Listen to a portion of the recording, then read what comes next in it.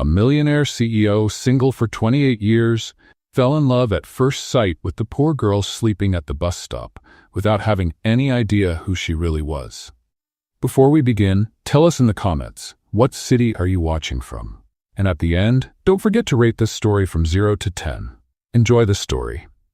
Alexander Reed was walking quickly toward his car when, as he turned the corner, something made him stop. On the bench of an almost empty bus stop, a young woman was curled up, sleeping. The light coat she wore wasn't enough to protect her from the cold night wind, and her hands were slightly trembling over a stack of crumpled resumes. Alexander stopped in front of her, not really sure why. He could have just kept walking, gotten in his car, gone back to his penthouse where no one ever bothered him. But something about her made him pause. A strange sense of familiarity. Her features, even pale and hidden under messy hair, stirred an old memory, a place, an image, a feeling. For a moment he just stood there, watching.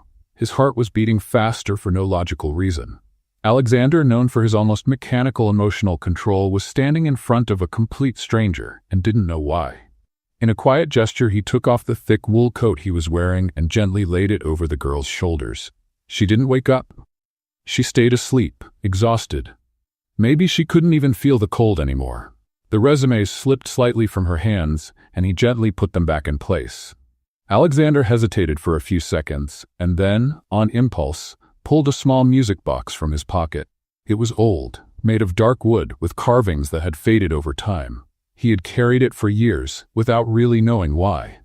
A childhood keepsake from a time when he still believed in things that life had erased. Without knowing exactly why, he placed it next to her on the bench. He stepped back and looked at her for a few more seconds. Then he turned, walked to the car, and got in.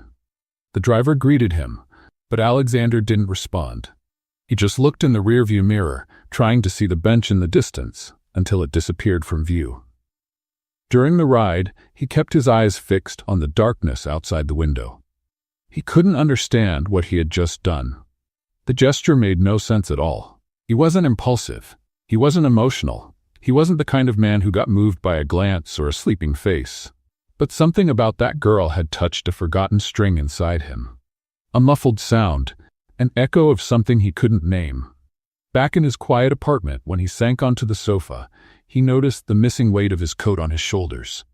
He closed his eyes. He saw her again, sleeping, her fingers clutched around the papers, her breath shaky. The music box beside her. And then he thought, "Who are you?" And yet Alexander had the strange, deep feeling that it wouldn't be the last time he saw her. Meanwhile, the loud noise of the bus pulling in made Emily jump awake, nearly falling off the bench. She blinked several times, trying to organize the confused thoughts swirling in her head. Where was she? Oh, right. The bus stop. She had fallen asleep, waiting for the last bus of the night after another long, frustrating day of failed job interviews. But something was different. Very different. First, she wasn't cold anymore. A heavy and incredibly soft coat was draped over her shoulders, carrying a masculine scent she'd never smelled before. It was a sophisticated mix of wood and spices that, for some strange reason, made her feel protected and safe. "What?" Emily murmured, touching the fine fabric. It was clearly expensive, the kind she only saw in the windows of fancy stores downtown, the ones she never dared to enter for fear of embarrassment. Then her eyes locked on the object next to her on the bench. A small, dark wooden music box with delicate carvings that seemed to tell old stories. Emily felt a chill run down her spine, and not because of the cold night air. "I've seen this little box before," she whispered to herself, picking it up with trembling fingers. The surface felt smooth and familiar under her touch, as if her hands already knew every curve, every detail. But how did it end up here? The bus honked impatiently, and the driver shouted through the open window, "You getting on or what, miss? I don't have all night." Emily jumped up, almost tripping over her own feet. Yes, sorry." She quickly gathered her crumpled resumes, still wearing the mysterious coat and holding the music box like it was a treasure. As she stepped onto the bus, she almost slipped on the wet steps. "Careful there, young lady," grumbled the driver, a burly man with a thick Boston accent. "Now, this ain't no amusement park. Sorry, sir, it's just that well, it's a long story. Emily laughed nervously as she searched her pocket for coins to pay the fare. She found the exact amount, as if it were a small miracle. She sat on a seat near the window, still holding the music box tightly. The bus rumbled along Boston's bumpy streets, but Emily barely noticed the motion. All her attention was focused on the object in her hands. Carefully, as if handling something sacred, she opened the lid of the box. Immediately, a soft and melancholic melody began to play. The first notes hit Emily like lightning, making her heart race in a way she couldn't explain. Tears began to fill her eyes without warning. They weren't tears of sadness, but of something much deeper and harder to describe. It was as if that music touched a part of her soul that had been asleep for years. An overwhelming sense of familiarity surrounded her, as if that melody were part of who she was, a missing piece of her identity lost to time. "Why am I crying?" she murmured to herself, wiping the tears away with the back of her hand. "It's just a song." But it wasn't just a song. It was much more than that. It was like those notes were the key to a locked door in her memory, a door she didn't even know existed. Blurred fragments of images danced in her mind. A large, cold place, other children, a dark-haired boy who always made her laugh. "Next stop, Commonwealth Street," the driver announced, interrupting her thoughts. Emily quickly closed the box, as if that could hold back the emotions she didn't understand. The coat was still wrapped around her shoulders, giving her a warm, comforting hug she didn't want to let go of. When she finally arrived at the small apartment she shared with 2 roommates, Emily tiptoed inside so she wouldn't wake anyone. Sarah, her roommate who worked the night shift at a hospital, had left a note on the fridge. "Emily, there's leftover pizza in the oven. And stop blaming yourself about the interviews. You'll get there." Emily smiled for the first time that day. Sarah always knew what to say to cheer her up. She grabbed a cold slice of pizza and sat at the small kitchen table, still wrapped in the mysterious coat with the music box in front of her. "Okay, let's break this down," she said out loud, as she often did when she needed to organize her thoughts. "First, I woke up with a designer coat that definitely isn't mine. Second, I found a music box that makes me cry for no reason. Third, I might be going crazy." She laughed at herself. She'd always had the habit of talking to herself when she was confused or nervous. Her roommates had gotten used to hearing monologues coming from her room. Emily opened the box again, letting the melody fill the apartment's silence. This time, she was able to control herself better, although the feeling of familiarity remained strong. "All right, little mystery box," she said, looking at the object as if it might respond. "Do you want to tell me how you ended up in my life? Because I'm pretty sure I didn't buy you, and my current budget does not allow for fancy gifts to myself." The box, of course, didn't answer. But Emily was sure there was a story behind all of it. Someone had placed that box beside her, the same person who had left the coat. But who? And why? She examined the coat more closely. It was clearly a man's coat made of a fabric she couldn't even pronounce. There was an inner label with a brand she'd only seen in fashion magazines, Armani. Her eyebrows rose so high they nearly disappeared under her bangs. "My goodness," she whispered. "Whoever left this must have more money than I'll see in my entire life." Emily got up and carefully placed the music box inside her backpack, along with the crumpled resumes. Tomorrow would be another day of job hunting, and she had a strange feeling that this little box might bring her luck. It was silly, of course, but after the terrible day she'd had, she was willing to believe in anything that might change her luck. Before going to bed, Emily held the coat close to her chest for a moment, breathing in the comforting scent.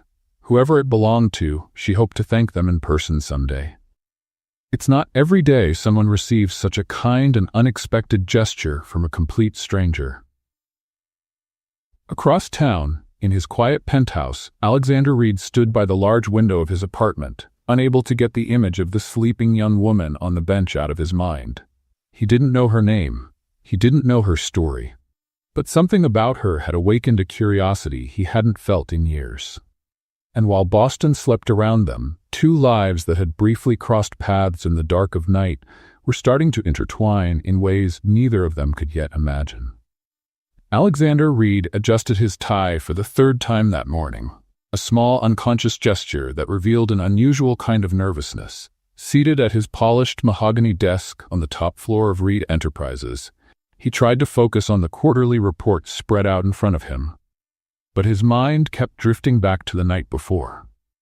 His secretary, Margaret, an efficient woman in her early 50s who had worked with him for over a decade, walked into the office carrying a tray of coffee and a daunting stack of documents. "Mr. Reed," she said, using the professional tone all employees adopted when speaking to him. "Your morning meetings start in 15 minutes. The finance team is waiting in the conference room." Alexander nodded without looking up from the papers. "Thank you, Margaret, and cancel my lunch with Henderson. I'm not in the mood for his bad jokes today." Margaret hesitated for a moment. In all her years working with Alexander, she had rarely seen him this distracted. "Is everything all right, sir? You seem different today." "I'm fine," he replied, finally looking up at her. "Just tired." But the truth was, Alexander hadn't slept well. The image of the young woman on the bus stop bench remained vivid in his mind, as if it had been burned there. Something about her had stirred up old memories. Fragments he usually preferred to keep buried. The morning meetings went as they always did. Nervous employees presenting charts, Alexander asking pointed questions that put everyone on edge, and an overall atmosphere of tension so thick it could be cut with a knife. No one dared joke or relax around him. It had been that way for years. "Third quarter numbers show a 3% drop," said Bradley, the finance director, adjusting his glasses nervously. "But we believe that with the measures we've implemented—" "Bradley?" Alexander interrupted, his voice cold and precise. 3% might not sound like much to you, but that's millions in lost revenue. What exactly is your plan to recover that loss?" The man swallowed hard, and Alexander could almost hear the sweat dripping from his forehead. It was always like this, respect mixed with fear, efficiency masked by tension. After 2 hours of meetings that felt endless, Alexander decided to head down to the ground floor to check some reports from the HR department himself. It wasn't something he normally did. He preferred having the information brought to him. But that day, he felt an unusual restlessness. The elevator slid silently down the building's 30 floors, and when the doors opened in the lobby, Alexander saw the usual morning rush. Busy executives, delivery workers, visitors waiting at reception, and then he saw her. At the front desk, a young woman was handing an envelope to the receptionist. She wore simple clothes, a slightly wrinkled white blouse, and a black skirt that had seen better days. Her brown hair was tied back in a messy ponytail, and she held an old synthetic leather folder that looked like it had been through many battles. Alexander's heart almost stopped. It was her, the girl from the bench. Even dressed differently, standing straighter and with more determination, he recognized her instantly. The delicate features, the way she bit her lower lip when nervous, the way her fingers tapped lightly on the strap of her folder. Alexander took a step toward the front desk, but froze when he saw her turn to leave. She walked past him, less than 2 meters away. But she didn't look at him. She was too focused on her own concerns to notice the man in the expensive suit watching her with quiet intensity. "Thank you," he heard her say to the receptionist. "I hope you'll consider my application." And then she was gone, disappearing through the building's revolving door as if she'd never been there. Alexander stood in the middle of the lobby for a few seconds, ignoring the polite greetings from employees walking past him. His mind was still processing what he had just seen. She was looking for a job. She had just handed in a resume at his company. The rest of the day passed in a haze of distraction. Alexander sat through more meetings, signed documents, made decisions that would impact thousands of employees, but his mind was elsewhere. He found himself staring out the window more than usual, almost as if he hoped to catch sight of her again on the busy streets of Boston.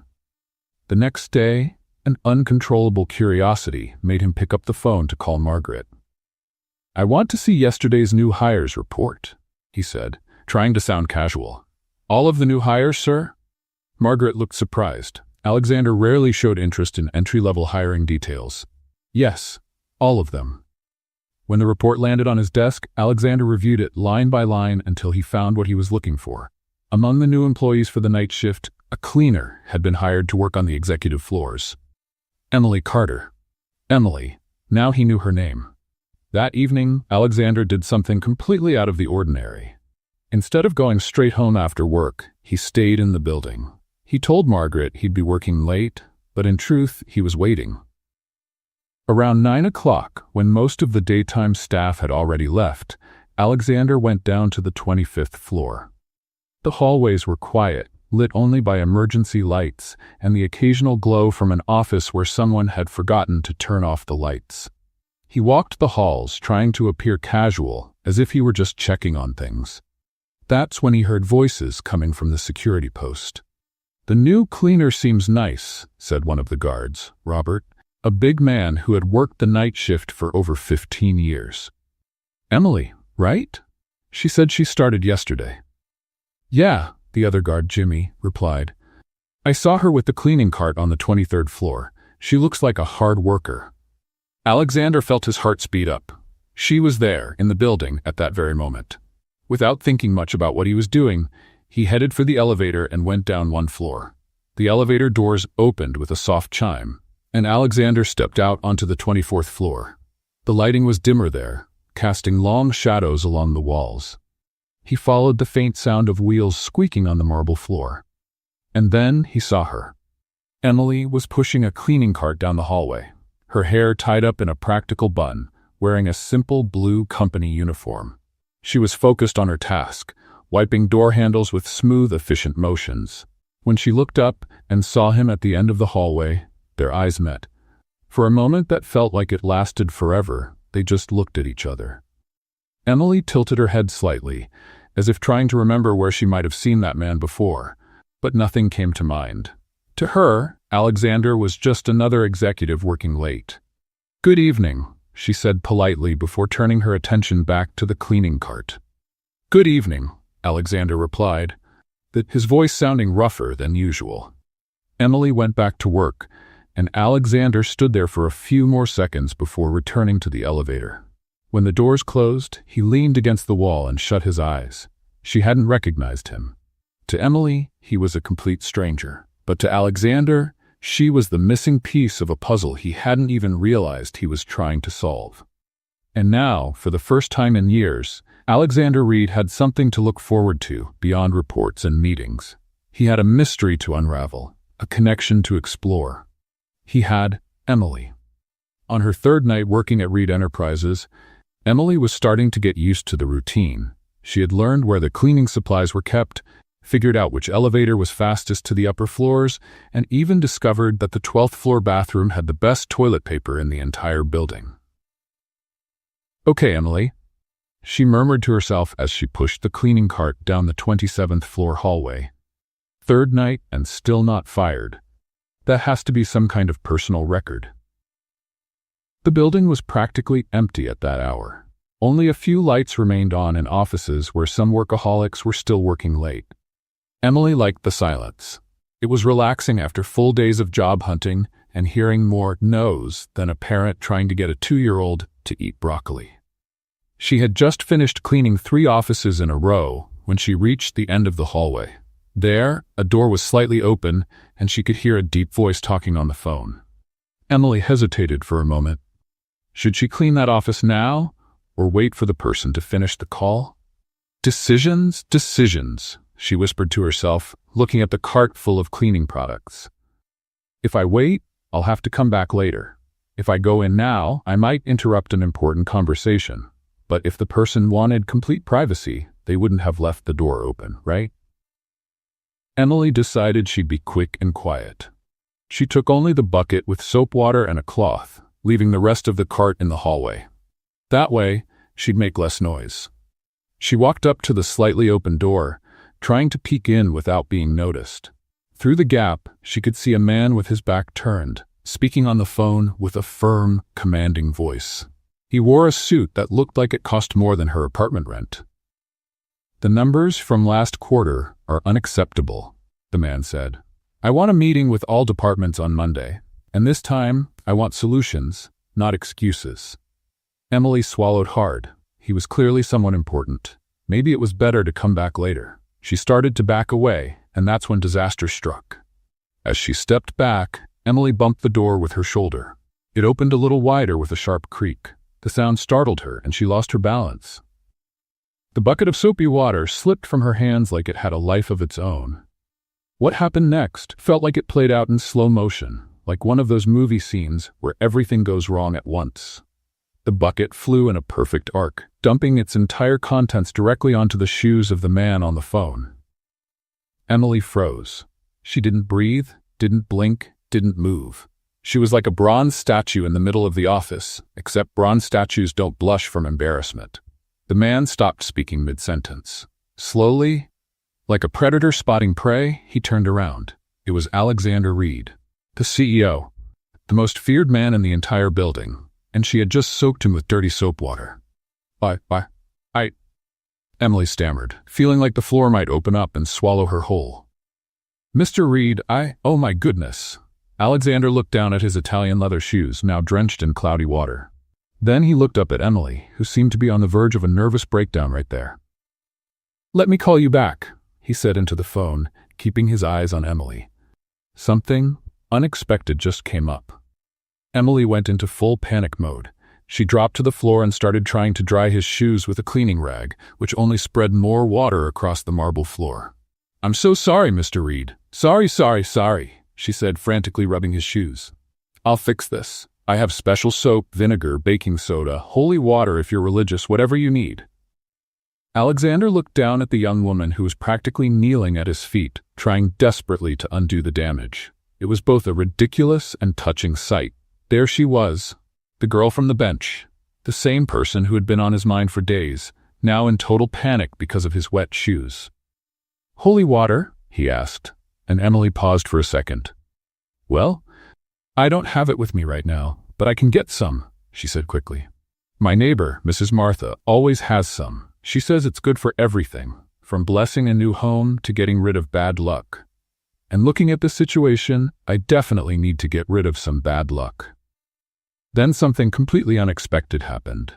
Alexander Reed, the man who hadn't smiled in years, the CEO who made employees nervous just by being in the elevator, felt the corners of his mouth begin to lift.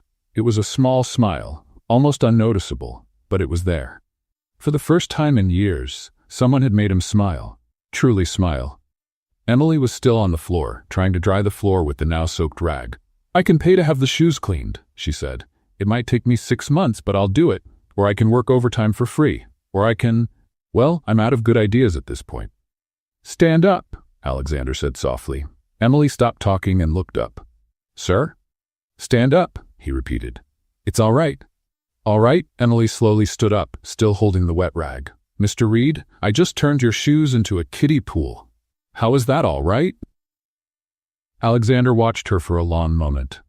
She stood there in her wet uniform, hair falling out of its bun, holding a dripping cloth.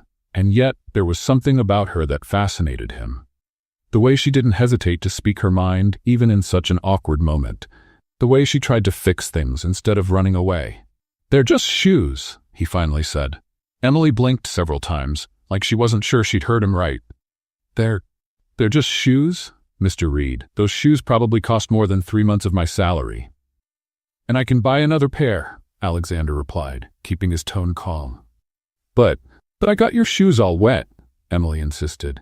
"And I soaked your floor and interrupted your important call. And," she paused to catch her breath, "and I probably broke about 15 company rules all at once." Alexander took a step back from the puddle, making a splashing sound with his wet shoes. The sound made Emily shrink in embarrassment all over again. "What's your name?" he asked. "Emily," she answered automatically. "Emily Carter. And before you ask, yes, that's my real name. And no, I don't usually spill water on my bosses. This is definitely a first for me." "Emily," Alexander repeated, testing how the name sounded in his voice.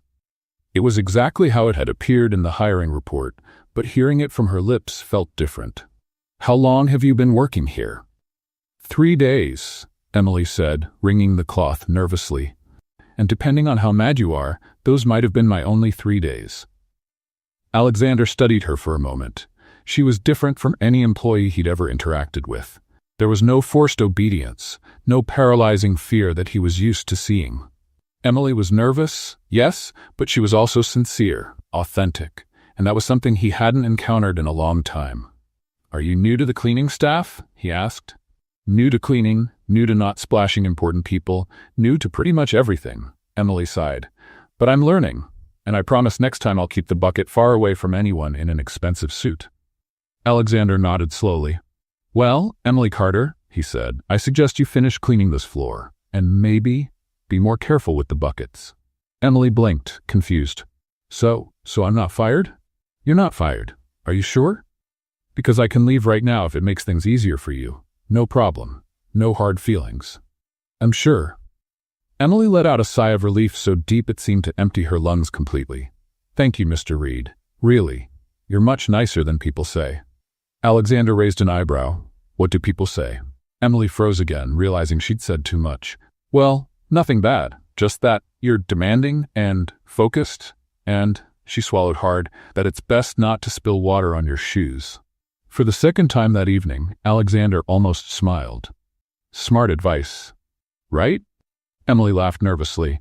"Well, I'm gonna keep cleaning now, and I'll stay far away from any water buckets." She turned to leave but stopped at the door. "Mr. Reed, thanks for not firing me, and sorry about the shoes. Really." Alexander watched her leave the office, listening to the creaky wheels of her cart rolling down the hallway. Then he looked down at his still wet shoes and shook his head. For the first time in years, Alexander Reed was genuinely curious about someone.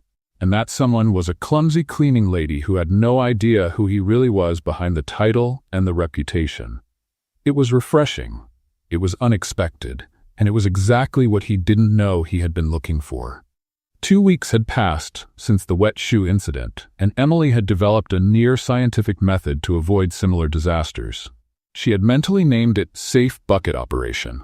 Always hold it with both hands, check for obstacles within a 6-foot radius, and never, ever walk backwards while carrying liquids.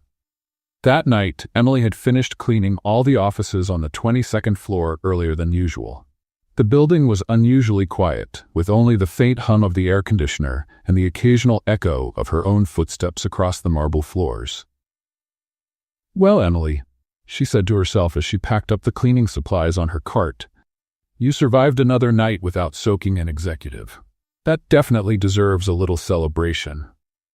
She decided to take a break in the staff break room, a modest space on the 21st floor that most executives didn't even know existed. The room had a few small tables, a coffee machine that worked when it felt like it, and in the corner, almost forgotten by everyone, an old upright piano. Emily had always noticed the instrument during her breaks, but she'd never gotten close to it. That night, however, something drew her in. Maybe it was the absolute silence in the building, or maybe it was the melody from the music box still echoing in her mind since that mysterious night on the bench. "I'm just going to take a quick look," she murmured, walking toward the piano as if approaching a wild animal that might run away at any moment. The instrument was clearly old, with wood darkened by time and a few slightly yellowed keys.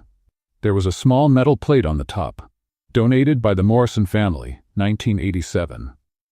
Emily wondered how many people had played it over the years, how many melodies those keys had produced. She looked around to make sure she was alone, then sat on the padded bench. The keys felt cold under her fingers as she gently tested them. The sound was a bit out of tune, but still melodic.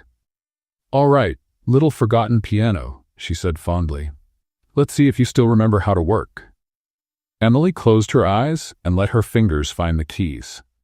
She didn't know why, but the melody from the music box came to her naturally, as if her hands knew exactly where each note belonged. It was strange, because she didn't remember ever learning that specific song, but her fingers moved with a confidence that surprised her. The melody flowed smoothly, filling the silence of the room with a sweet melancholy.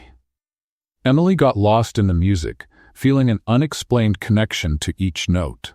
It was as if that song was somehow a part of her, like a memory stored deep within her soul. As she played, Emily didn't realize she was no longer alone. Alexander had come down from his office to check some reports in the HR department when he heard the music echoing down the hallway. He stopped instantly, recognizing the melody he knew so well. It was the exact same tune from the box he had left with her that night. Note by note, every nuance. How was this possible? Alexander quietly approached the break room, stopping at the slightly open door. Through the gap, he could see Emily sitting at the piano, completely absorbed in the music. Her fingers moved across the keys with a natural grace that fascinated him. She wasn't reading sheet music, wasn't following any guide. She was playing from memory, or rather, as if the music was part of her. When Emily finished the melody, she let her hands rest on the keys for a moment, as if she didn't want to break the spell. That's when she heard a voice behind her. "You play that song? Why?" Emily turned quickly, almost falling off the piano bench. Standing in the doorway was a man she vaguely recognized from the hallways but had never seen up close. He was tall, well-dressed, with dark hair and eyes that seemed to carry some kind of invisible weight. "Sorry," Emily said automatically, getting up from the bench like she'd been caught doing something wrong. "I didn't know anyone was here. I was playing, obviously, but I didn't know someone was listening, and if it's against the rules to use the piano, I can stop right away." The man raised a hand, a small smile forming on his lips. "It's not against the rules. Actually, I think you're the first person I've seen play this piano in years." Emily breathed a sigh of relief. "Oh, good. For a moment I thought I was about to get fired for... Well, it wouldn't be the first time I almost got fired for something unexpected." "About the song," he insisted, stepping into the room. "Why did you choose that specific melody?" Emily hesitated, twisting her hands nervously. "To be honest, I don't know. It just came to mind. It's strange, but it's like my fingers already knew where to go. You know that feeling when something seems familiar, even though you're sure you've never seen it before?" Alexander nodded slowly. He knew that feeling very well. "Yes, I do. And where did you learn to play the piano?" "I learned when I was a child," Emily replied, relaxing a bit.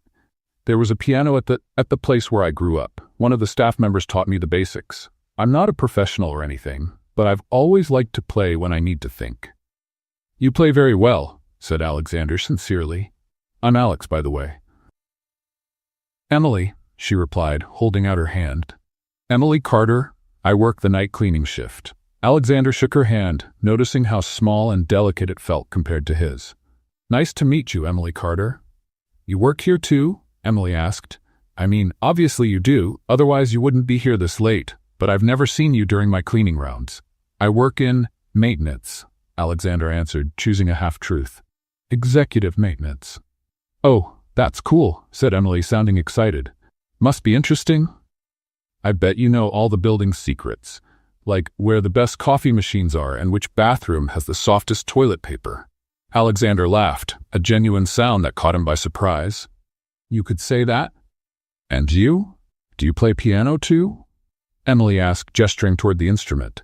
"A little," Alexander admitted, "but not like you. You have a natural talent." Emily blushed slightly. "Thank you. That's kind of you to say, even if it's just to be polite." "I'm not being polite," Alexander said.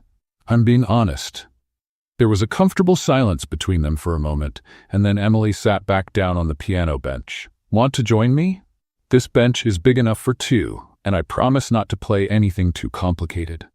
Alexander hesitated for a moment. When was the last time he'd sat casually with someone, without schedules, reports, or business pressure? He couldn't remember. "Why not?" he said, sitting next to her on the bench. "All right, Alex from Executive Maintenance," Emily said with a playful smile. "Let's see what you can play." Alexander placed his fingers on the keys and began a simple, familiar melody. Emily joined in, creating a natural harmony that blended perfectly with his main tune. It felt like they had played together many times before. "Wow," Emily said when they finished. "We play really well together. It's like our styles match perfectly." Alexander looked at her, studying her bright expression. "They really do." "Want to hear something funny?" Emily said, turning to face him. "I have this strange feeling that we've met before. Not here at work, but somewhere else. Have you ever had that feeling with someone?" Alexander's heart beat faster. "Yes," he said softly. "It's an unexplainable feeling." "Exactly," Emily exclaimed. "It's like déjà vu, but stronger, like there's a story I should remember, but it's locked away somewhere I can't reach." They kept talking for over an hour, completely losing track of time. Emily talked about her past jobs, her struggles finding work, and her hopes for the future. "Alexander, careful not to reveal too much about his real position, spoke about Boston, about music, and how life sometimes takes unexpected turns. It was the most natural and comfortable conversation Alexander had had in years. Emily had a way of talking that made him feel relaxed, like he could let his guard down and just be himself. She was funny without trying to be, smart without being full of herself, and genuinely kind in a way he had forgotten people could be. "Wow, what time is it?" Emily suddenly asked, glancing at the clock on the wall. "I can't believe so much time has passed." "Time flies when you're having fun," Alexander said, surprised to realize he truly had enjoyed himself. "It really does," Emily agreed, standing up from the bench. "Well, Alex, it was a pleasure meeting you. I hope we get to talk again soon." "I hope so too," Alexander said, and for the first time in a long while, he actually meant it. As Emily left the room, Alexander stayed seated at the piano for a few more minutes. There was something about her that deeply intrigued him. The way she played that particular melody, the feeling of familiarity she mentioned, how naturally they talked. For the first time in years, Alexander Reed didn't want to avoid a human connection. He wanted to explore it, understand it, and more importantly, he wanted to find out who Emily Carter really was. In the days following their meeting at the piano, something changed in Alexander Reed's routine. For the first time in years, he found reasons to leave his top-floor office and head down to the lower levels of the building. There was always a logical excuse: checking the energy efficiency on the 22nd floor, inspecting hallway cleanliness, or reviewing nighttime safety protocols. Margaret, his secretary, started noticing the odd pattern. "Mr. Reed," she said one morning, looking at his schedule, "you've been going down to the lower floors a lot lately. Is there a specific issue I should know about?" Alexander adjusted his tie, a gesture Margaret had learned to recognize as a sign of nervousness. "Just making sure all operations are running properly," he replied, keeping his tone professional. "A CEO should be familiar with every part of the company." Margaret raised an eyebrow but said nothing. In 15 years working for Alexander, she had never seen him so interested in the operational aspects of the company. That evening, once again, Alexander found himself going down to the 21st floor. It had become almost a routine. Finish the official workday, wait for most employees to leave, and then look for Emily. He found her in the break room, organizing her cleaning supplies while softly humming to herself. When she saw him, her face lit up with a genuine smile. "Hi, Alex," she said cheerfully. "Another executive maintenance inspection?" Alexander smiled, feeling slightly guilty about the lie. "Something like that. And you? How was work today?" "Well, let me think," Emily said, counting on her fingers. "I managed to clean 3 entire floors without knocking anything over. No one slipped on the freshly mopped floor, and I didn't spill anything on an important executive. I'd say it was a productive day." "Still worried about the shoe incident?" Alexander asked, amused. "Worried?" Emily laughed. "Alex, I have nightmares where I'm chasing Mr. Reed through the hallways with buckets of water.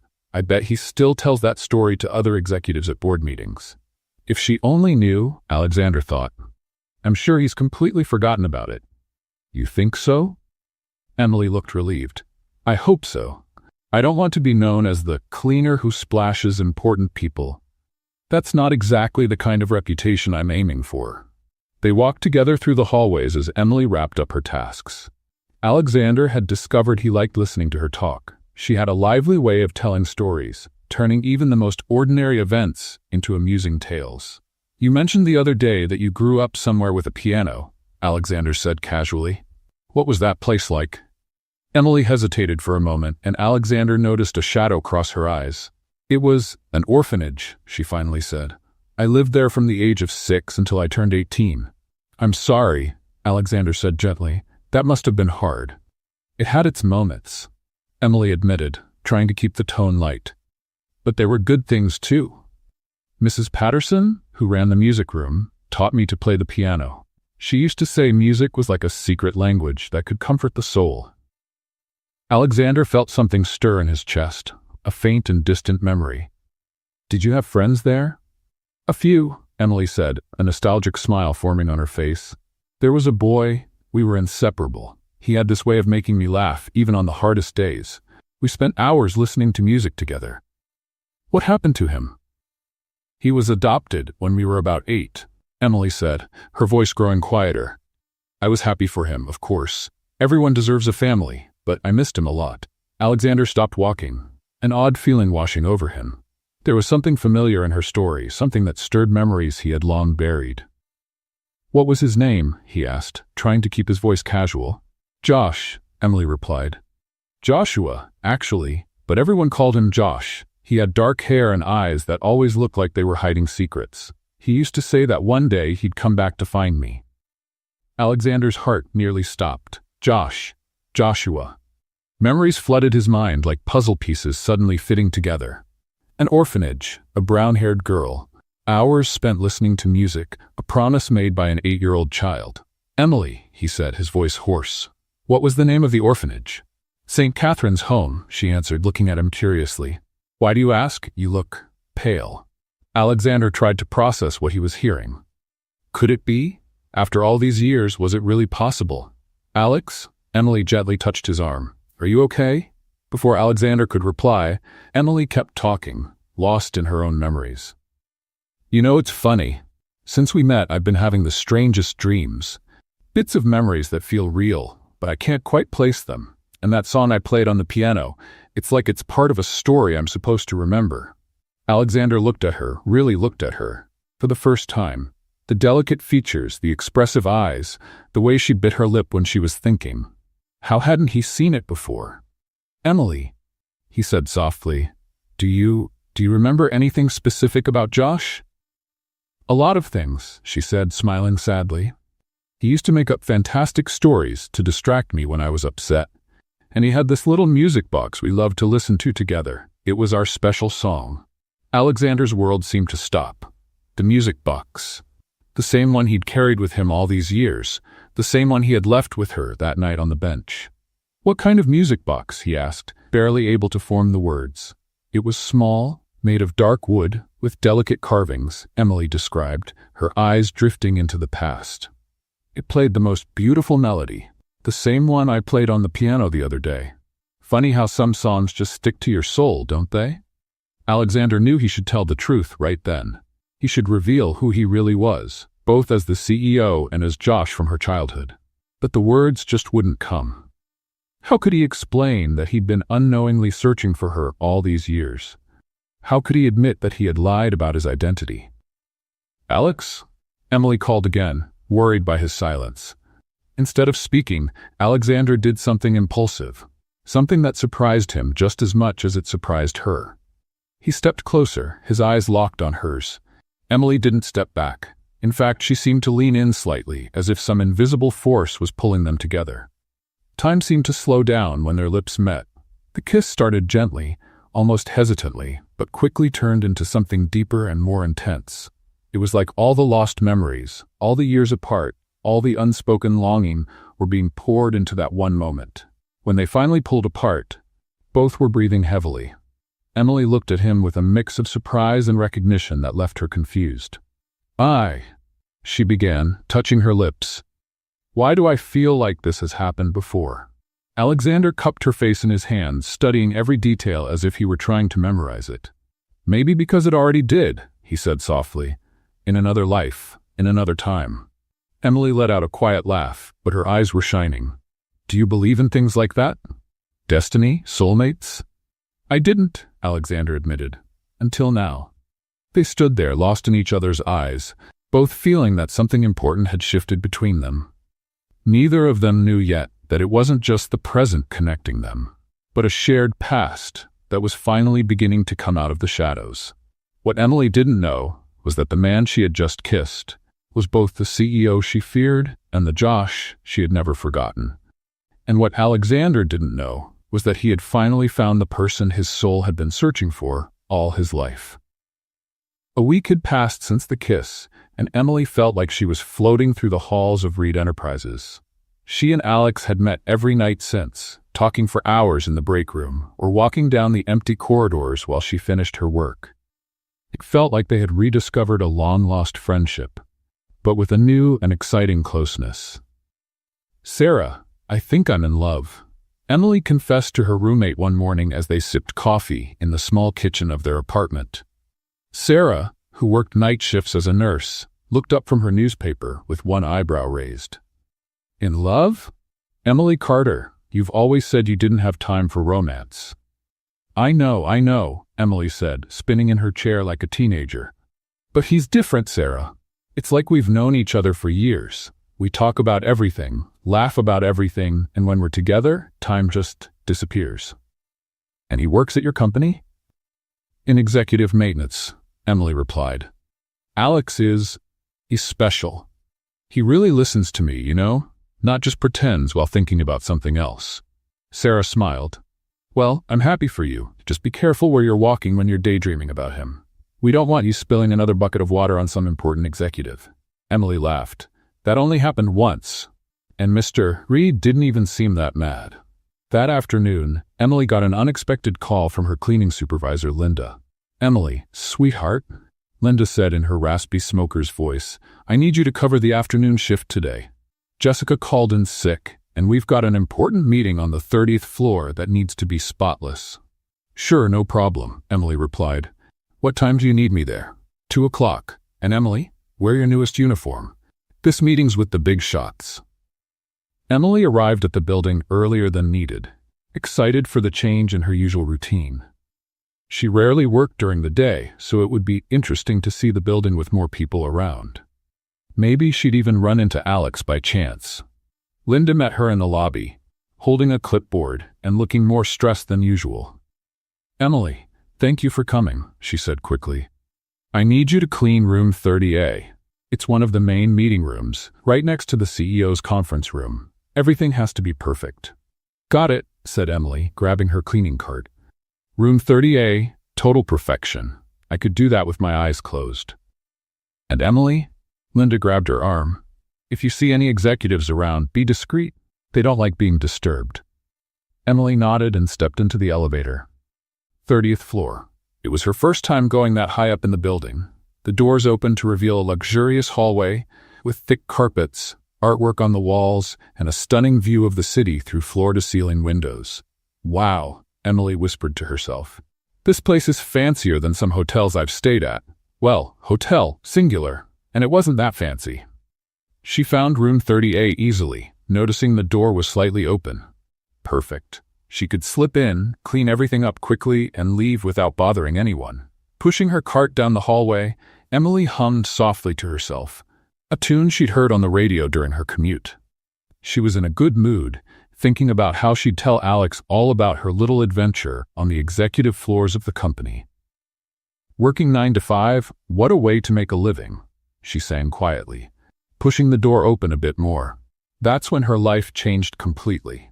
The room wasn't empty. In fact, it was full of men in expensive suits sitting around a large conference table. And at the head of the table, leading the meeting with an air of authority, Emily recognized instantly, was Alex. But it wasn't Alex, not the Alex she knew. This man looked the same, had the same voice, but everything about him was different. His posture was straighter, almost intimidating. His tone was cold and commanding, and everyone in the room treated him with a respect that could only mean one thing. I want those numbers reviewed by Monday, he was saying when he noticed Emily standing in the doorway. No more delays or excuses. The silence that followed was absolute. Emily felt like the ground had vanished beneath her feet. Her cleaning cart suddenly felt too heavy for her trembling hands. The bucket of cleaning supplies slipped from her grip, hitting the floor with a loud thud that echoed through the silent room. Mr. Reed, one of the executives said nervously, it seems there's been a misunderstanding. Mr. Reed. Alexander Reed, the CEO. Alex was Alexander Reed, the CEO. The man she had splashed with dirty water. The man everyone at the company feared. The man she had kissed, thinking he was just a maintenance worker. Emily looked at Alexander, and he looked at her. In his eyes she saw guilt, fear, and maybe even desperation. But all she could feel was betrayal. Emily tried to speak, but the words wouldn't come. Her hands were shaking so much she could barely stand. Emily, Alexander said, rising from his chair, but his voice sounded different, formal, distant, like she was just another employee who had made a mistake. But that was enough to break the trance Emily was in. Tears began streaming down her face as the reality sank in. He had lied about everything. Who he was, what he did, why he was always around. "I'm sorry," she managed to whisper. But she wasn't apologizing for the bucket or for interrupting the meeting. She was apologizing for being so naive. Emily turned and ran. She ran down the luxurious hallway, her tears blurring the view. She ran to the elevator, pressing the button over and over as if it would help her escape faster from the humiliation. Behind her, she heard Alexander calling her name, but she didn't stop. She couldn't stop. She couldn't face him again, knowing it had all been a lie. When the elevator doors finally closed, Emily collapsed against the wall, sobbing. How could she have been so foolish? How had she not seen it? The expensive suits, the confident way he spoke about the company, the way he always seemed to know everything. The elevator reached the ground floor, and Emily ran straight to Linda's office. "I'd like to resign," she said, still crying. Linda looked up, alarmed. "Emily, you were on the 30th floor just 15 minutes ago." "I made a terrible mistake," Emily said, trying to steady her breathing. "I can't work here anymore." "Sweetheart, whatever happened, I'm sure we can sort it out." "We can't," Emily interrupted. "Trust me, it can't be fixed." She filled out the resignation forms with trembling hands, handed in her badge and uniform, and walked out of Reed Enterprises without looking back. Meanwhile, on the 30th floor, Alexander had ended the meeting abruptly, leaving a room full of confused executives. He rushed down to the ground floor, but Emily was already gone. "Where's Emily Carter?" he asked Linda, trying to keep his voice steady. Linda looked at him, surprised. "Mr. Reed? She just resigned. Said she made a terrible mistake and couldn't stay here anymore." Alexander felt like he'd been punched in the stomach. "Did she say anything else?" "No, sir. She just grabbed her things and left." Alexander went up to his office in silence, finally feeling the full weight of his lies. He had found Emily, the girl he had unknowingly been searching for his whole life, and had lost her because of his own cowardice. For the first time in years, Alexander Reed felt real fear. Not fear of losing money or business, but fear of losing the only person who had managed to see beyond the cold exterior he had built. And now she was gone, taking with her the first real chance at happiness he'd had in decades. It had been 2 months since Emily had run out of Reed Enterprises, and Alexander had buried himself in work with an intensity that even worried Margaret, his secretary. Meetings started earlier, ended later, and he reviewed every report himself as if his life depended on it. "Mr. Reed," Margaret said one particularly long afternoon, "don't you think you should take a vacation? You've been working 16 hours a day." "I'm fine," Alexander replied automatically, not looking up from the papers. But he wasn't fine. He had tried to find Emily through every possible means without coming off as a stalker. He'd discreetly checked with human resources, but she hadn't left a forwarding address. He had even driven around Boston neighborhoods where he thought she might be living, but it was as if she had simply vanished.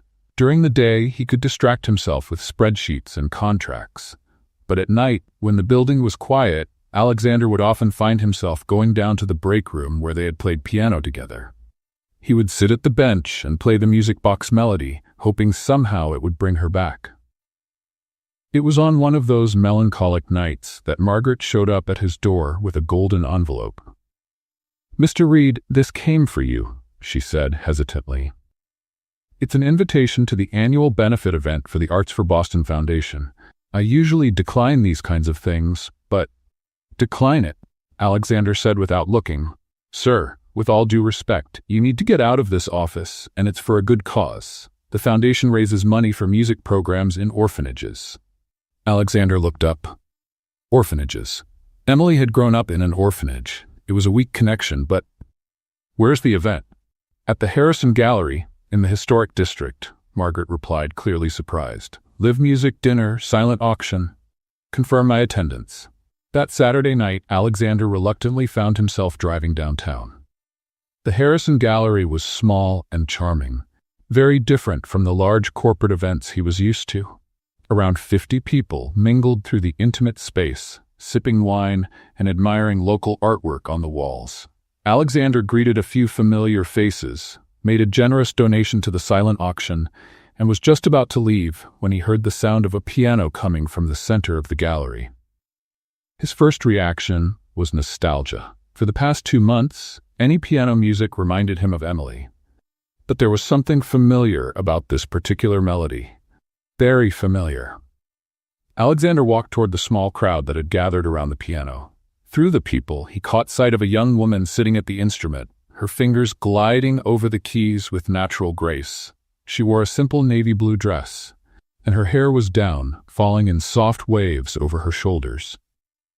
Then she turned her head slightly, and Alexander's world came to a stop. It was Emily.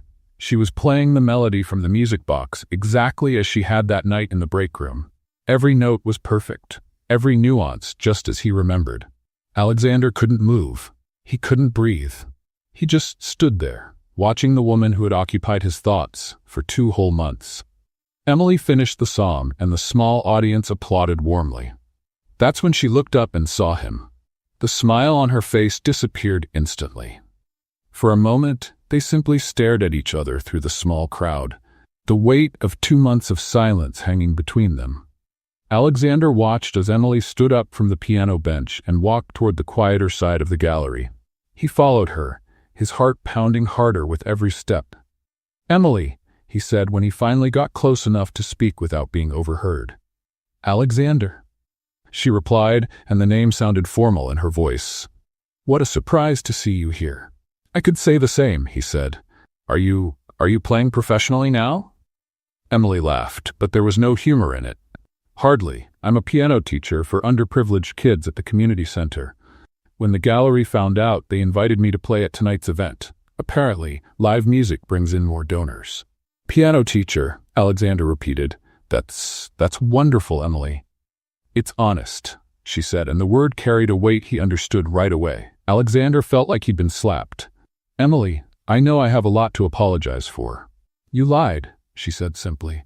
"About everything. Who you were, what you did, why you were always around. I know. You made me feel like a fool." "I know," Alexander repeated, his voice rough, "and I'm sorry. More than you can imagine." Emily studied him for a long moment. "Why didn't you tell me the truth?" Alexander ran a hand through his hair, a nervous habit Margaret would have recognized instantly. Because for the first time in my life, someone was looking at me as just Alex. Not Alexander Reed, the CEO. Not someone with power or money. You saw me as me. "But you weren't just Alex," Emily said. "You were Alexander Reed pretending to be Alex. That's different." "You're right," Alexander admitted. "I was scared." "Scared of what?" "Scared that if you knew who I really was, you'd change toward me.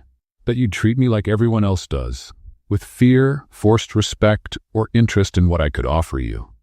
He paused, searching for the right words. "I've never had someone see me as just a regular person. I've never had someone laugh at my jokes, tell me their stories, kiss me just because they wanted to, not because I was important." Emily stayed silent, taking in his words. "Emily," Alexander went on, "I know I have no right to ask for anything, but would you give me a chance to be honest now? Completely honest?" For the first time since they'd met, Emily smiled. It was a small, cautious smile, but it was there. "I don't know if I'm ready to forgive you, Alexander, but I'm willing to listen." Alexander felt a wave of relief. "That's more than I deserve." "Much more," Emily agreed, though there was a hint of humor in her voice. They talked for another hour, sitting on a small bench in the back of the gallery. Alexander told her about his childhood, how he became a CEO so young, how he had built emotional walls around himself. Emily spoke about the past 2 months, how she found work teaching piano, and how she'd missed him despite the anger. "Emily," Alexander said as the evening came to an end, "I'd like you to come back to the company. I can offer you a better position, something in music therapy, or—" "No," Emily gently interrupted. "Thank you, but no. People would say you're giving me special treatment because of personal interest. And they'd be right." Alexander nodded, understanding. "Then, can we see each other? Outside of work? Like regular people?" Emily hesitated, then took his phone and typed in her number. "I promise not to disappear again," she said, "but that doesn't mean things will go back to how they were." "I understand," Alexander said. "Can I start over?" Emily looked at him, weighing his sincerity. "I think everyone deserves a second chance," she finally said. even lying CEOs. Alexander laughed, a real sound of relief. Thank you, Emily. I promise this time will be different. It better be, Emily said, but she was smiling when she said it. When they parted that night, both of them knew things would never be the same. But maybe, just maybe, it could become something even better. In the 3 weeks that followed their reunion at the gallery, Emily and Alexander settled into a peculiar routine. They met 2 or 3 times a week for walks in Boston Common, lunch at small cafes, or just to sit on park benches and watch people go by. It felt strange, like they were getting to know each other for the first time. Alexander was being carefully honest about everything, from his food preferences to his obsessive habits. Emily, in turn, kept testing this new version of him, asking direct questions and watching his reactions closely. So, Emily asked one sunny afternoon as they walked along Newbury Street, "When you were a kid, what were you most afraid of?" Alexander thought for a moment. "Being forgotten," he answered truthfully. "And you?" "Being alone forever," Emily said. "Funny how some fears never change, huh?" They stopped in front of a bookstore window and Emily pointed to a book about gardening. "Do you have plants?" "I have a rooftop garden," Alexander admitted. "My one embarrassing confession is that I talk to the plants." Emily laughed. "That's not embarrassing. I talk to my reflection in the mirror every morning. She's a great listener, never disagrees with me." It was in moments like that when Alexander remembered why he had fallen in love with her. Emily had a way of turning any situation into something light and fun. It was during one of those pleasant afternoons that Emily's past decided to resurface in an unexpected way. They were sitting at a small cafe in the North End when Emily heard someone call her name. She turned around and saw a tall man with blonde hair and a wide smile walking toward their table. "Emily Carter." The man exclaimed, "I can't believe it's you." Emily stood up, surprised but smiling. "Frank Morrison. Oh my goodness, it's been so long." Alexander watched as Emily hugged the newcomer. Frank was clearly attractive, with that easy charm Alexander had never quite possessed. He wore casual but well-fitted clothes and had the kind of natural confidence that came from always being well-received. "Frank, this is Alexander," Emily said, gesturing between the two men. "Alexander, this is Frank. We grew up together at St. Catherine's." "Ah, the famous Alexander," Frank said, extending his hand with a smile that didn't reach his eyes. "Emily's told me about you." Alexander shook his hand, noticing the firm and slightly prolonged grip. "Frank?" he said politely. "Mind if I join you?" Frank asked, already pulling up a chair before getting an answer. "Emily, you won't believe the coincidence. I'm running a new music school here in Boston, focused on education for underserved communities. When I heard you were teaching piano, I thought of you right away." Emily perked up. "Really? What kind of school?" "It's called Harmony House," Frank explained, clearly enthusiastic. "We offer free classes for low-income children, music therapy, even a scholarship program for conservatories. It's exactly the kind of thing you always dreamed of doing." Alexander saw the genuine interest in Emily's eyes and felt a sting of something he didn't like to admit. Jealousy. "Sounds like a great program," he said, keeping his tone neutral. "It's fantastic," Frank agreed. "And Emily would be perfect to lead our piano department. The salary's good, the benefits are excellent, and she'd be making a difference in the lives of hundreds of kids." "Frank, that sounds amazing," Emily said, "but you don't even know if I'm qualified for something like that." "Emily, I've known you since you were 6, Frank said, leaning forward. "I know what you can do. Remember when you taught little Susie at the orphanage? She was so traumatized she wouldn't talk to anyone. But after 2 weeks playing music with you, she was singing again." Alexander watched the conversation, feeling more and more like an outsider. Frank and Emily shared a history he could never be part of. They had memories, shared experiences, a foundation built on years of friendship.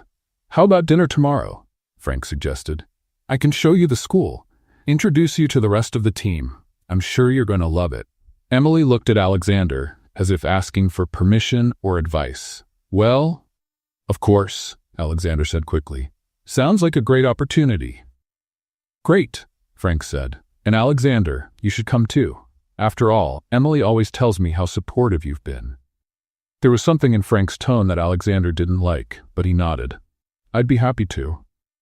The next evening, the three of them met at a modest Italian restaurant in the North End. Frank had picked the place, and Alexander immediately noticed it was the kind of restaurant Emily would feel comfortable in. Casual, cozy, without the pressure of the upscale places Alexander usually dined at. Dinner started well, with Frank telling funny stories about the school and Emily laughing genuinely. Alexander tried to join the conversation, but felt out of place. Frank and Emily spoke a shared language of memories he couldn't understand. That's when Frank decided to make it personal. "You know, Emily," Frank said, twirling pasta on his fork, "you've always been too independent for your own good. Remember when you turned down help from the Johnson family who wanted to adopt you? You said you didn't need rescuing." Emily blushed slightly. "Frank, I'm just saying some things never change," Frank continued, looking directly at Alexander. "You don't need a prince to save you, Emily. Some people only care about flowers once they've already bloomed." The silence that followed was tense. Alexander felt the blood rushing to his face, but kept his voice calm when he replied. "And some people think charity makes them worthy of something they'll never have," he said, his tone icy. Frank laughed, but there was no humor in the sound. "I guess the difference is that I've always been here. You just showed up." "Frank," Emily said, clearly uncomfortable. Alexander stood up from the table abruptly, his patience finally gone. "Emily, let's go," he said, his voice low but firm. To his surprise and relief, Emily stood up without hesitation. "Frank, thank you for the dinner and the offer," she said politely. "I'll think about the position." "Emily, wait," Frank began, but she was already walking out of the restaurant with Alexander. The drive was quiet, heavy with unspoken tension. Alexander drove through the familiar streets of Boston, trying to process what had just happened. Frank had been right about one thing. He had come into Emily's life late. But that didn't mean he didn't belong there. When they stopped in front of the modest building where Emily lived, Alexander finally broke the silence. "Emily," he began, turning to look at her. His voice was thick with emotion, vulnerable in a way she had rarely heard. "I know all of this is strange. I'm strange. I haven't understood what's been happening to me since the first moment I saw you. On that bench." Emily looked at him, her eyes reflecting the glow of the streetlights. "I just know that you're the person I've been waiting for." "Even if I didn't know I was waiting," Alexander went on, taking her hands in his. "I've never felt this good around anyone before. I'm not good with words, but it's you, Emily. It's always been you." For a moment, Emily just looked at him, studying his face in the soft light inside the car. Then, without saying a word, she leaned in and kissed him. It was a different kiss from the one they had shared before. That one had been discovery, surprise, unexplained chemistry. This one was a choice. It was Emily saying, without needing words, that no matter what past she shared with Frank, no matter the complications or uncertainties, she was choosing Alexander. When they pulled apart, Alexander rested his forehead against hers. "Thank you," he whispered.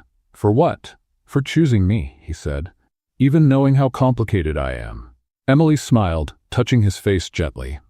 "Alexander Reed," she said, "you might be a lot of things, but boring isn't one of them." Rain tapped insistently against the window of the small bedroom Emily shared with her two roommates. It was one of those gray Boston afternoons that made you want to hide under a blanket with a cup of hot chocolate. Emily had come home early from her piano lessons. 3 students had canceled because of the weather. "Well," she said to herself, looking around the messy room, "since I'm here, I might as well pretend to be a tidy person."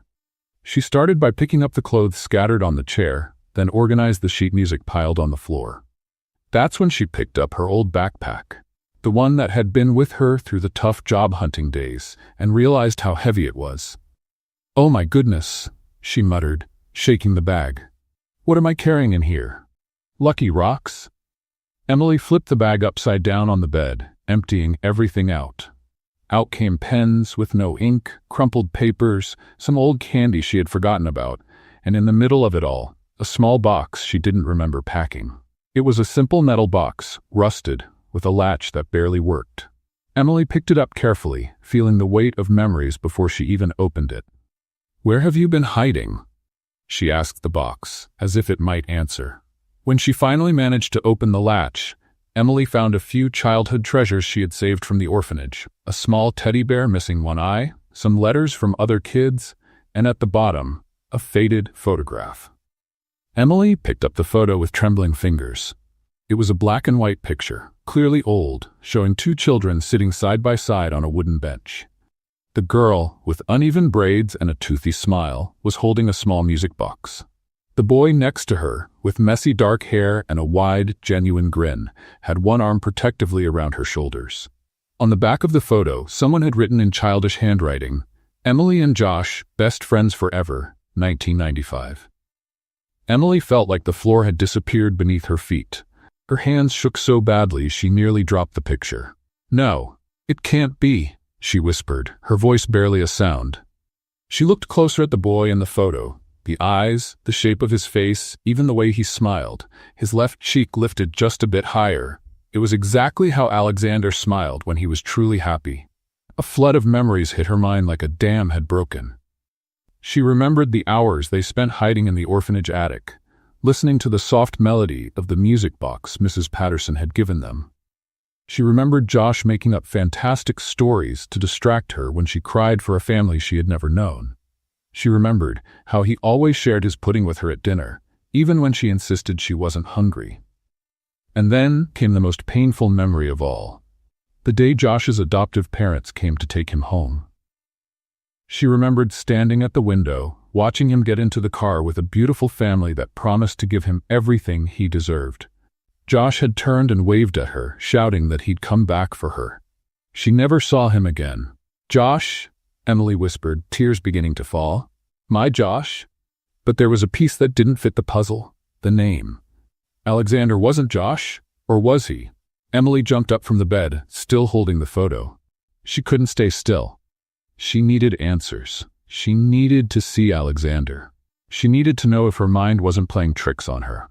Without even thinking to grab an umbrella, Emily ran out of the apartment. The rain soaked her instantly, but she barely noticed. She ran through Boston's slippery streets, dodging pedestrians and splashing through puddles. "Excuse me, sorry," she called out as she rushed past people who looked at her like she was crazy. Romantic emergency. When she reached the Reed Enterprises building, Emily was completely soaked and out of breath. The security guard at the front desk looked at her with concern. "Ma'am, are you all right? Do you need help?" "I need to see Alexander Reed," Emily said between gasps. It's urgent." "Mr. Reed is in a meeting. Please," Emily said, holding out the wet photograph. "It's about this. He'll want to see me, I promise." Something in her voice convinced the guard to make the call. After a brief conversation, he directed her to the elevator. "Top floor," he said. "Good luck, ma'am." Emily rode the elevator up with her heart pounding so loudly she was sure the whole building could hear it. When the doors opened on the top floor, she saw Alexander standing in front of the window in his office, looking out over the rainy city below. He looked lost in thought, and there was a sadness in his posture that Emily recognized instantly. "Alexander," she said softly. He turned, surprised to see her there, soaked and shivering, holding something in her hands. "Emily, what happened? You're soaking wet?"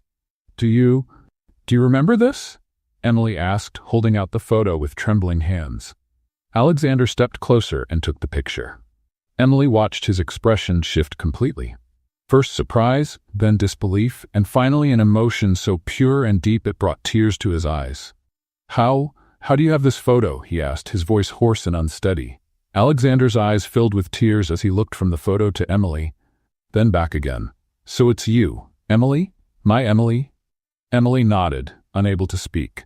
Tears streamed freely down her face. Then Alexander smiled, a smile that lit up his entire face, transforming him into the 8-year-old boy from the photo.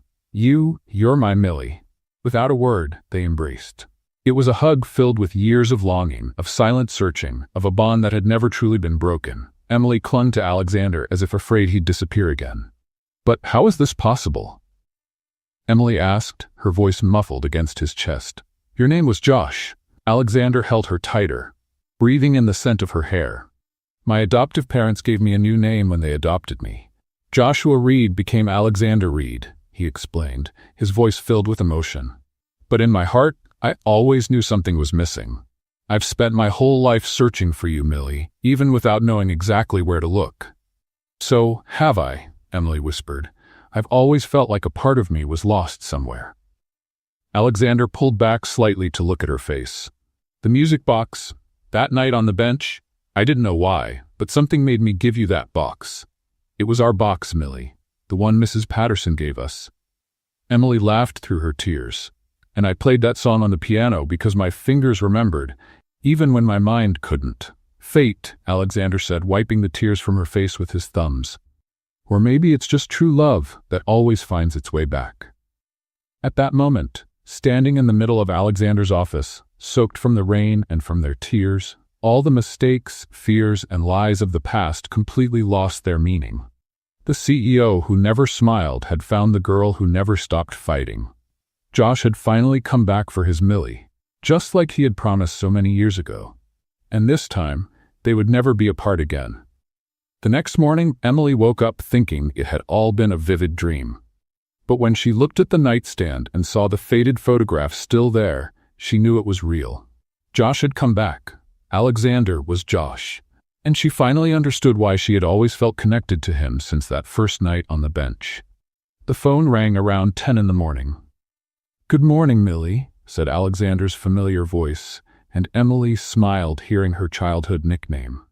"Good morning, Josh," she replied, testing how it felt to say his original name out loud. "It still feels strange to think you're real." "I have a proposal for you," Alexander said. "How about dinner tonight? I have something special planned." Emily hesitated. "Alexander, if it's one of those fancy restaurants where I have to decode the menu in French, I'm going to pretend I'm sick." Alexander laughed. "Trust me, it'll be perfect. I'll pick you up at 7. "All right, but if I feel out of place, I'm leaving and getting a hot dog on the street." That evening, Emily spent an hour trying to pick out something to wear.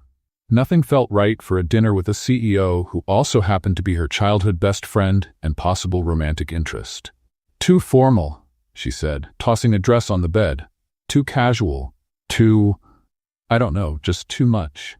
She finally chose a simple navy blue dress, the same one she had worn at the gallery where they saw each other again. When Alexander arrived to pick her up, he drove toward a part of Boston Emily didn't recognize. They stopped in front of a small Italian restaurant that looked closed. Alexander," Emily said, looking around. "I think your fancy restaurant is closed." "Actually," said Alexander, stepping out of the car with a mysterious smile, "it's not." He led her to the entrance, where a maitre d' was waiting for them. When the doors opened, Emily was speechless. The entire dining room was empty, except for one table in the center. But it wasn't the table that impressed her. It was the walls, decorated with old sheet music, candles scattered everywhere creating a warm golden light, and in the center of the table, her favorite childhood music box. "Alexander Reed," Emily said slowly. "You rented out an entire restaurant?" "Technically, I bought the whole dinner," he corrected. "And before you say it's too over the top, just remember, I've been your best friend for over 20 years. I'm allowed to do ridiculously romantic things." Emily laughed, feeling her eyes well up with tears. "You were always dramatic, even when we were kids." They sat down, and Emily opened the music box. The familiar melody began to play, and she felt like she was being transported back to those days at the orphanage, when music had been her refuge. "Emily," Alexander said after they finished the main course, "do you remember what I promised when I was adopted?" "You said you'd come back for me," Emily replied, smiling sadly. "But we were kids, Alexander. Kids make promises they can't keep." "Some promises just take longer to keep," Alexander said, standing up from his chair. And then, to Emily's complete shock, he got down on one knee next to the table. "Alexander, what are you doing?" she asked, her heart pounding. Instead of pulling out a velvet box, Alexander took out a folded piece of paper, written in her own careful handwriting. "Emily Carter," he said, his voice slightly trembling. "Or should I say Millie? My best friend, my favorite person in the whole world." Emily was already crying before he even finished the sentence. Alexander unfolded the paper and read, "Do you want to live every day with me like it's our new beginning?" Emily couldn't hold back her emotions. Tears streamed down her face, but she was also laughing, a mix of joy and disbelief. "Is this a marriage proposal?" she asked, her voice breaking with emotion. "It's a life proposal," Alexander replied, his own eyes shining with tears. "It's a promise that we'll spend the rest of our lives making up for lost time and creating new memories." Without hesitation, Emily slid down from her chair and knelt in front of him, holding Alexander's face in her hands. "Joshua Reed," she said, using his full name, "it took you 20 years to keep your promise." "Sorry for the delay," he said, smiling. Emily kissed him then, a kiss full of every unspoken promise, all the years of waiting and all the hopes for the future. It was a kiss that said yes, before she even spoke the word. When they pulled apart, Emily was still holding his face. "Yes," she said clearly. "Yes, I want to live every day like it's our fresh start. But," she paused dramatically, "I have one condition." Alexander looked a bit nervous. "What is it?"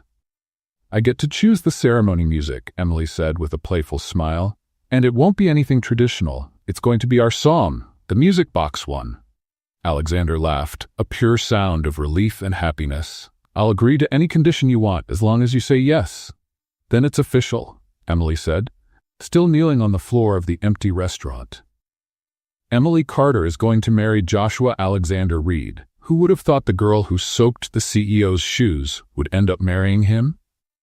"Technically," Alexander said, helping her to her feet, "you've been marrying me since we were 6 years old. It just took us a while to figure it out." They laughed together like two kids who had finally found each other after a long game of hide-and-seek.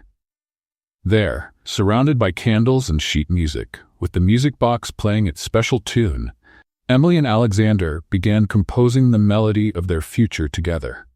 And this time, no one would tear them apart again. 3 months after the proposal at the restaurant, Emily stood in front of the mirror in her bedroom, adjusting for the 10th time the simple veil that had once belonged to her piano teacher at the orphanage, Mrs. Patterson. "Stop fussing with that veil," said Sarah, her roommate, who was acting as maid of honor. "You're going to end up tearing it." "I can't help it," Emily admitted, her hands trembling slightly. "Sarah, I'm getting married in the little church where I grew up, to my childhood best friend who also happens to be a millionaire CEO.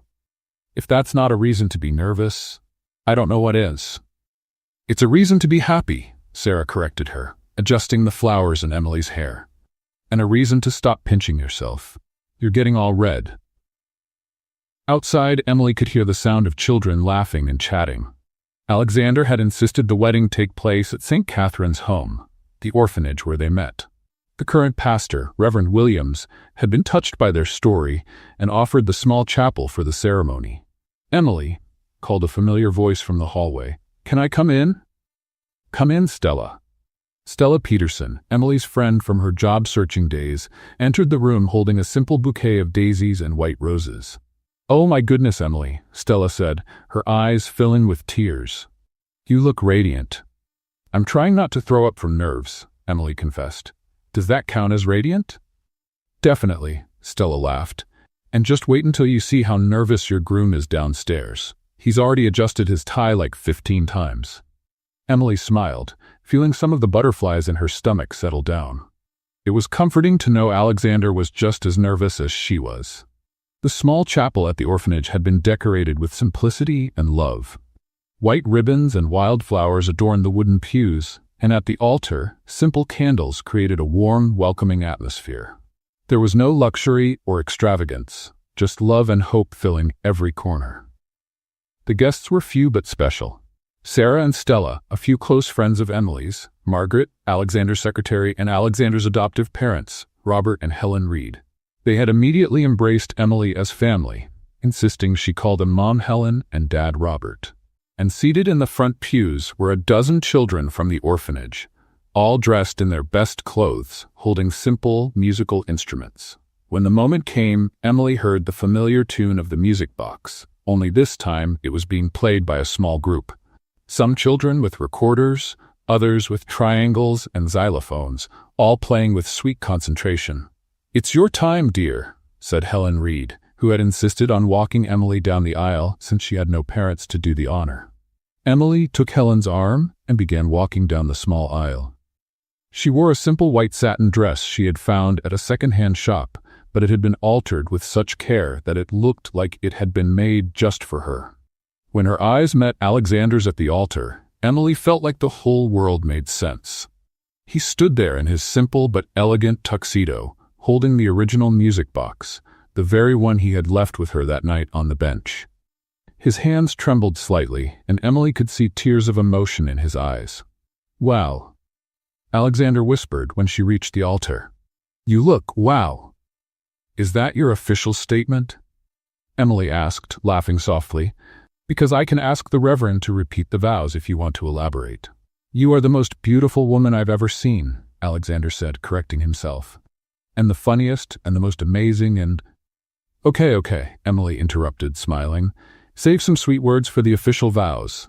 Reverend Williams, a kind 60-year-old man who knew their story, began the ceremony with a voice full of emotion. "Dear friends," he said, "we are here today to witness something truly miraculous. A love that began in childhood, was separated by time and distance, but found its way back." During the vows, both Emily and Alexander cried openly. They had written their own promises, and the words were simple but deep.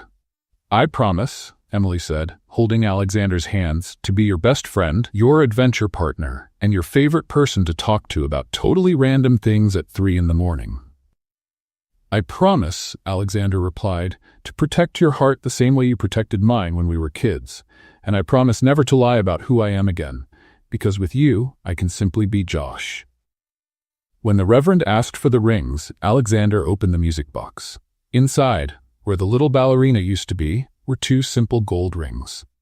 "With this ring," Alexander said, sliding the band onto Emily's finger, "I promise you my heart, my life, and all my tomorrows." "With this ring," Emily replied, "I promise you that our story is only just beginning." "By the power vested in me," Reverend Williams declared, "I now pronounce you husband and wife. Alexander, you may kiss your bride." The kiss was gentle, full of promises and a joy that seemed to overflow. The orphanage children clapped and shouted with happiness, and even Margaret was quietly wiping away tears. During the small reception in the orphanage garden, Emily noticed Stella chatting animatedly with someone.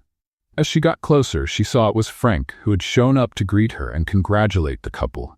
"Stella was telling me about her work with special needs children," Frank was saying, clearly interested. "It's fascinating." Emily and Alexander exchanged amused glances. The chemistry between Stella and Frank was undeniable. "Well," Emily whispered to Alexander, "looks like we're not the only ones who believe in new beginnings."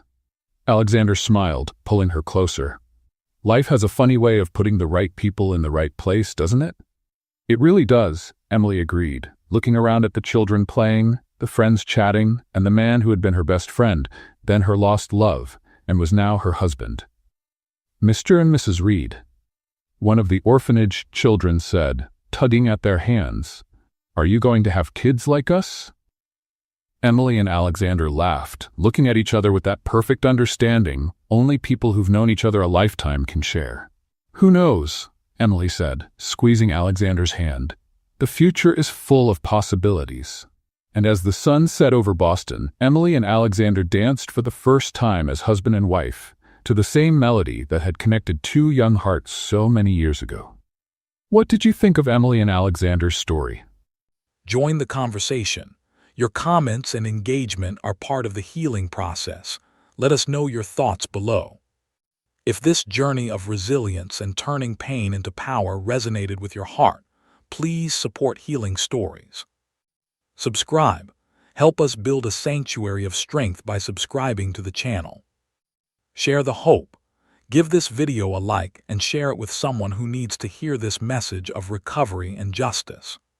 Your support allows us to continue sharing powerful narratives of overcoming trauma and finding peace.